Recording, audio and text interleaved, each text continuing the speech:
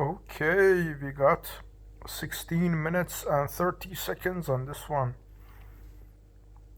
It's quite interesting because maybe this is the timing, or maybe it was supposed to be, or whatever.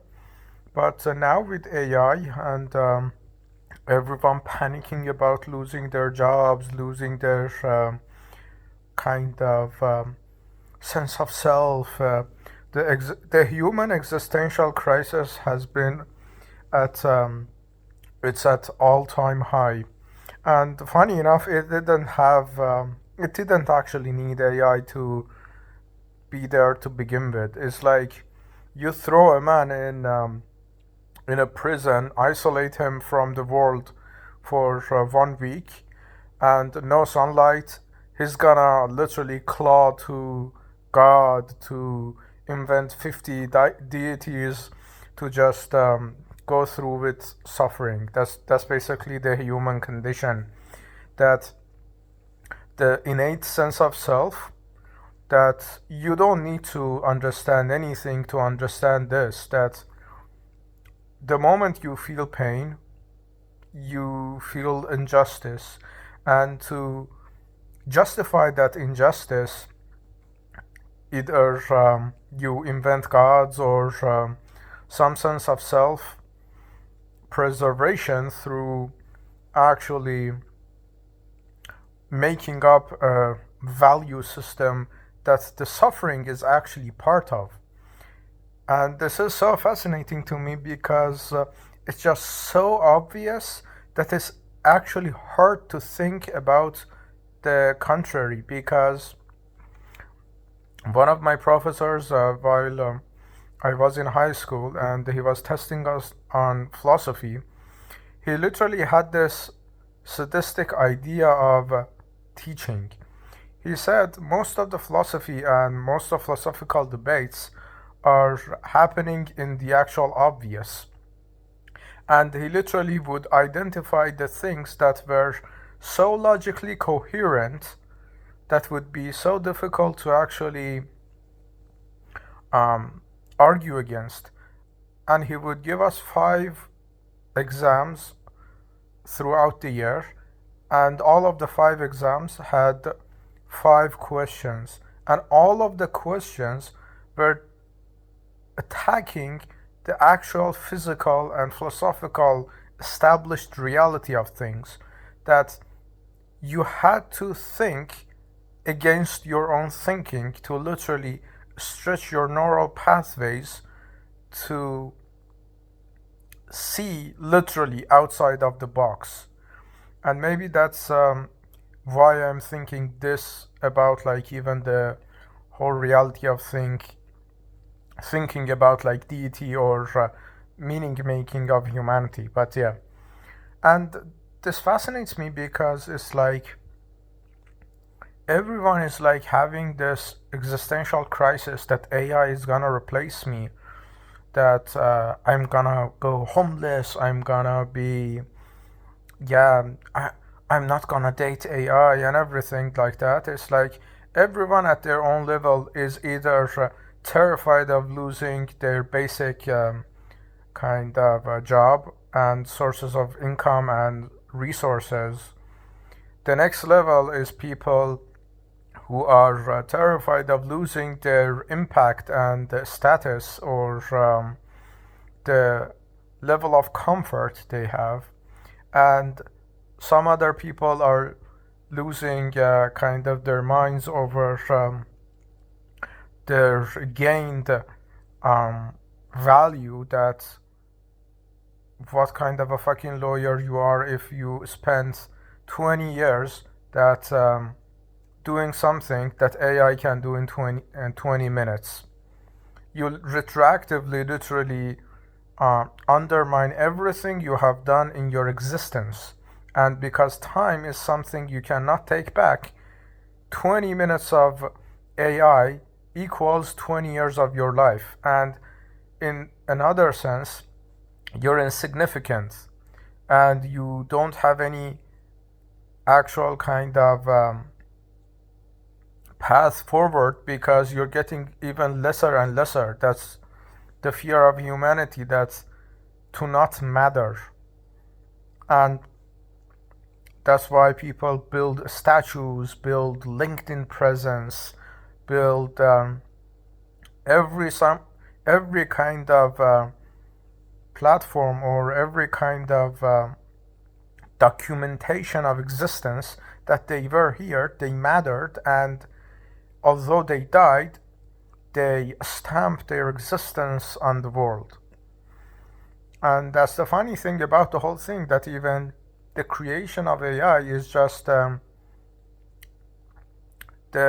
humanity's thirst to matter, that some brilliant guy had this idea of making something so unique, so great, that in the, let's say in 20, 30, 50, 100 years, someone is gonna remember his name and remember his existence with this idea of AI or whatever. And funny enough, it's like the whole answer to the AI thing, to the whole answer to even like death and life, everyone has tried their hand at it. Why not me? And there's a funny joke. This Wittgenstein guy claimed he had solved existence in like his late 40s, and a couple of years later he wrote double that to say, okay, I was wrong. Because the whole thing is like, life is like so simple that it gets complicated in its simplicity. And it is so. I don't know like the reason why. I have my own take on it, but the reason that life is so simple yet complex is like its structure for whatever the purpose it is serving, that I have my couple of ideas on. The system is just a walking paradox, because everything is in life is designed with one rule, that you need to put energy to get nothing, but you don't need to put energy to want nothing. You need to put energy to want everything, but also the want is for you to put the energy and then immediately cut out the whole thing. The analogy would be that you call for pizza, and there's this pizzeria that has one chef, and the chef is answering the phone.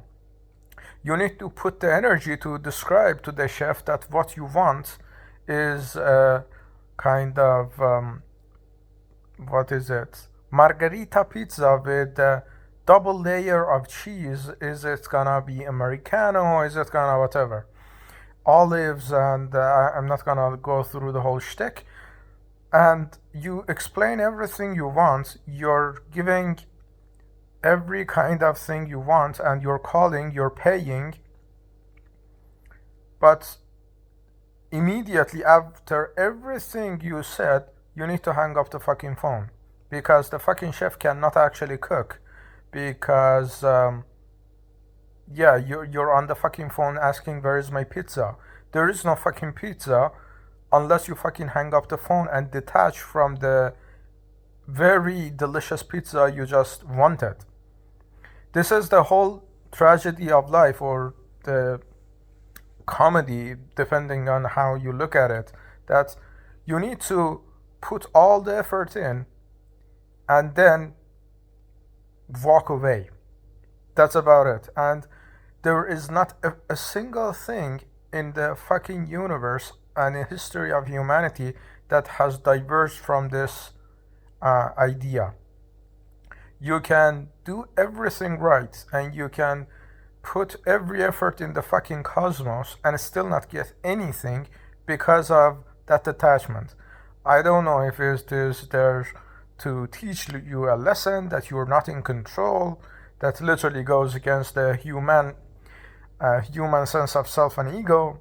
Is it there to teach you how far you can actually reach and show you your own potential, so you're gonna be so obsessed with your own kind of capabilities that you're gonna forget about the result, and then magically you're gonna get the result?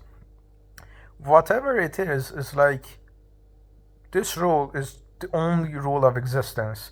These fucking gurus can make up law of attraction, law of manifestation, law of whatever the fuck it is.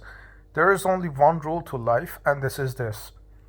That, and there's workaround around it as well, but the workaround itself becomes the kind of feeding the rule, because you fall in love with the process, and then you realize, oh shit, my pen is so sharp, my fucking presence on the page is so impeccable, that I deserve more than actual joy of writing, creating, singing.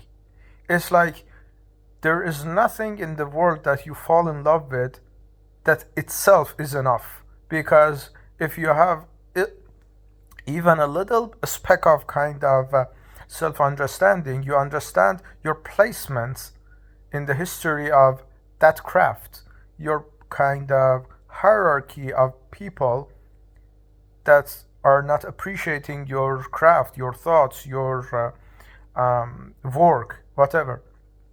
So no matter how much you try to think about focusing on the whatever you're doing, you're still gonna be attached to the outcome, and therefore you're not gonna get the outcome. And you cannot even fucking fake this. It's like, and the whole AI thing, the whole fucking death, life, is just the only hack to this. That's why are you even alive? Why actually are you doing so much and getting nothing in return for it? It's just one thing, and this actually helps with AI as well. I call it identity congruency. You're not alive because life is precious.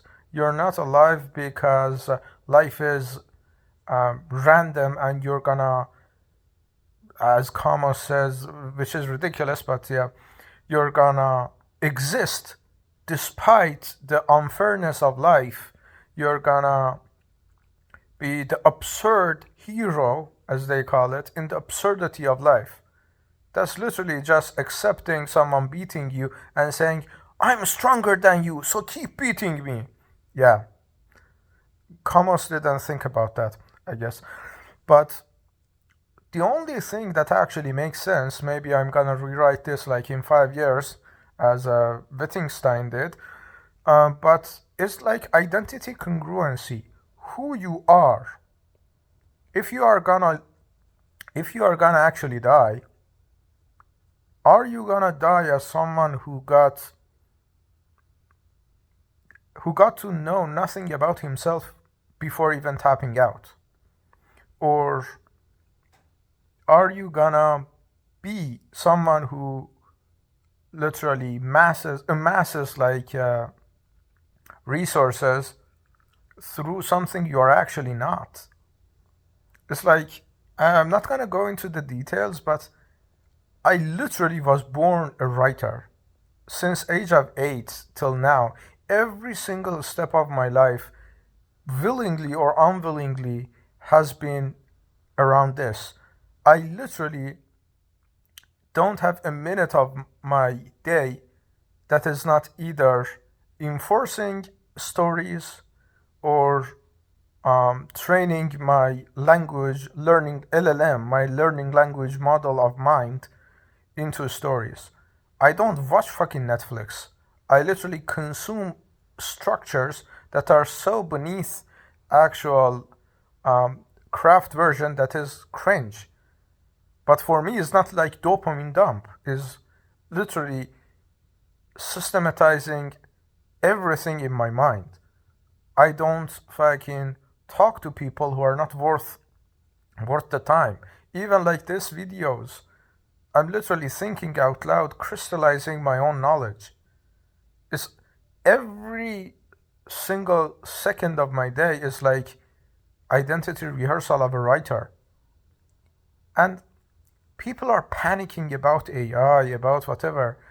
Those people are people who literally don't look in the mirror because they are just working a 9 to 5 they don't even appreciate doing. Because when was the last time you saw someone who wasn't salivating over a vacation? 1 month of vacation every single year, depending on the country and the work or whatever. And it's like, other than fucking Elon Musk, who is so infatuated with his dream and vision, or some other people, everyone is literally running away from their lives because they haven't had the opportunity to even have a life. They're just cautiously amassing resources and going to vacations and die. It's like, sure, those people are gonna be terrified of AI because those people are just being replaced.